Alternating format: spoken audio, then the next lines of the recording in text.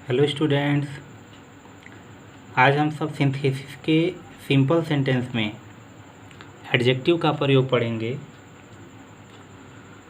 Adjective का मतलब ही होता है विशेषण, यानी जो नाउन और प्रोनाउन की विशेषता बताता है वह एडजेक्टिव कहलाता है।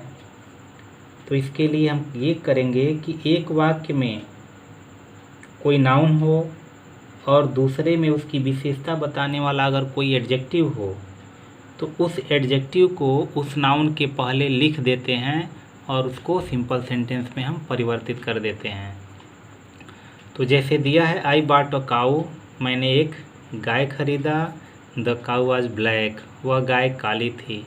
तो यह जो ब्लैक है वह ब्लैक इस काऊ की विशेषता है, तो इसको उठा करके केवल इसके पहले लिख देना है। तो हो जाएगा आई बॉट ब्लैक काऊ। हो गया, मैंने एक काली गाय खरीदी। फिर उसी तरह ए गर्ल केम टू मी, एक लड़की मेरे पास आई। एस्टरडे, कल। शी वाज लेम, वह लंगड़ी थी। तो यह लंगड़ी इस लड़की की विशेषता है, तो सीधे उठा करके इसके पहले लिख देंगे। तो हो जाएगा अ लेम गर्ल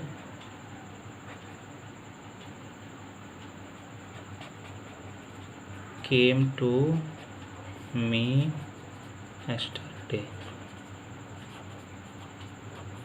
हो गया। फिर आगे देखते हैं a girl was sitting in the chair, एक लड़की कुर्सी पर बैठी हुई थी। सी वाज यंग, वह छोटी थी। तो जो यंग है वह उस लड़की की विशेषता है, तो इसको उठा करके गर्ल के आगे लिख देंगे। हो जाएगा यंग गर्ल, बाकी जैसे लिख देंगे was sitting in the chair.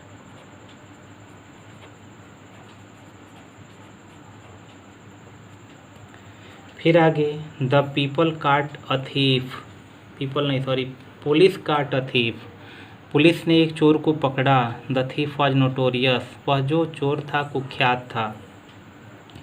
तो यह नोटोरियस इस थीफ की विशेषता बता रहा है, तो इस नोटोरियस को उठा करके यहाँ लिख देंगे।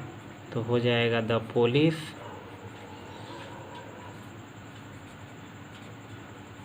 Caught a notorious thief.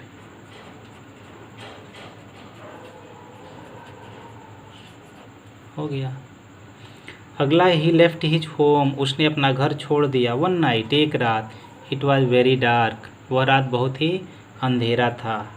तो अंधेरा रात था, तो इस डार्क को उठा करके इसके पहले लिख देंगे he left his home one, dark को उठा करके यहाँ ला देते हैं डार्क नाइट। तो इस प्रकार से आपका एडजेक्टिव का जो भी एक्सरसाइज होगा आप लोग आसानी से कर लेंगे। अब आगे हम एडवर्ब पढ़ते हैं। अब इस एडवर्ब और एडवर्बियल फ्रेज में हम देखते हैं कि जो एडवर्ब है कर है हमेशा यानी कभी कभी वर्ब या एडजेक्टिव में, यानी इस एडवर्ब जो हम लोग फ्रेज पढ़ने जा रहे हैं इसमें कभी कभी ऐसा होता है कि एडजेक्टिव में हम यल वाई या डबल यल वाई जोड़ देते हैं, या कभी कभी किसी वाक्य में कुछ जो शब्द एडवर्ब का कार्य करते हैं उस शब्द समूह को ही एडवर्बियल फ्रेज भी कहते हैं, या वाक्य जो संयोजन करते हैं, जोड़ते हैं, उसमें इसका प्रयोग करते हैं। तो एग्जाम्पल के रूप में देखते हैं, दिया है कि सुभाष आंसर्ड मी, सुभाष ने मुझे उत्तर दिया या मेरे प्रश्नों का उत्तर दिया। हिज आंसर वाज करेक्ट, और उसका जो उत्तर था सही था।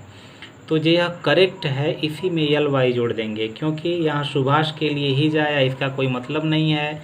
यहाँ आंसर्ड आ चुका है, यहाँ आंसर आया, इसका भी कोई मतलब नहीं है। वर्ब हो चुका है तो वाज नहीं लगेगा, केवल करेक्ट बच रहा है, उसी में यल वाई जोड़ देंगे। तो हो जाएगा सुभाष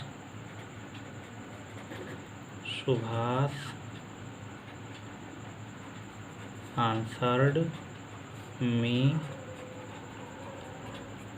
यल वाई जोड़ देंगे करेक्टली, यानी सुभाष ने मेरे प्रश्नों का सही जवाब दिया। अगला दिया है a sick man is walking there, एक बीमार व्यक्ति वहाँ टहल रहा है। He is very careful in it, तो यह जो केयरफुल है इसमें यल वाई जोड़ देंगे। A sick man is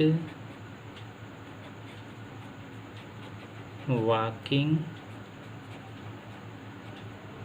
there carefully,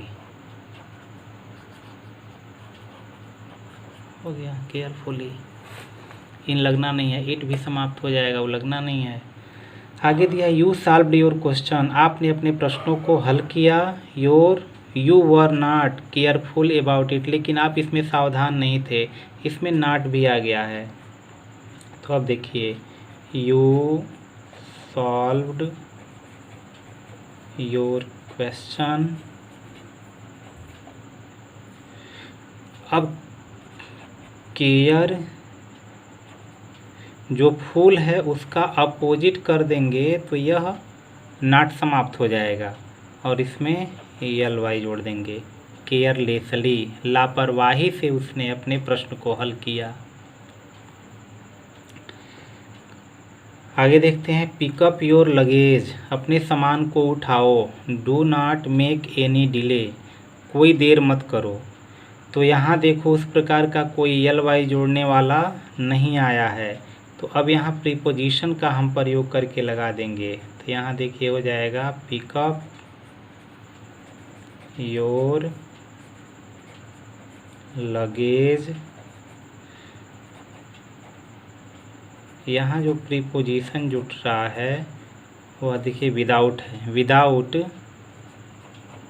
any,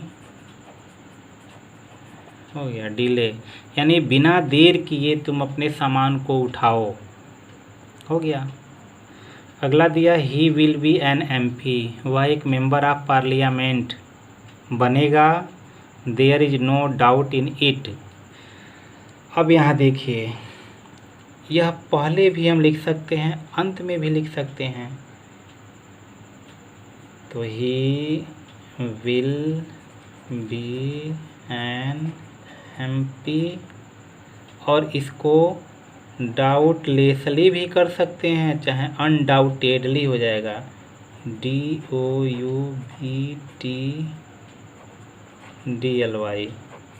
undoubtedly, निःसंदेह वह एक MP बनेगा। एक एग्जाम्पल और है, देख लेते हैं। She spent all her money, उसने अपना सारा का सारा धन खर्च कर दिया। दिस वाज फुलिश, और उसका धन खर्च करने का जो कार्य था वह मूर्खतापूर्ण था। तो यहाँ हो जाएगा she spent all her money, अब ये फुलिश, इसी में हलवाई फुलिशली। तो आप लोग इस वीडियो को बार बार देखेंगे, निश्चित रूप से ये वीडियो समझ में आ जाएगा। ज़्यादा ये डिफ़िकल्ट नहीं है, बहुत इजी है। और जो भी आप एक्सरसाइज को हल करेंगे ध्यानपूर्वक हल करिएगा, निश्चित रूप से आपका सही होगा। Okay, thank you.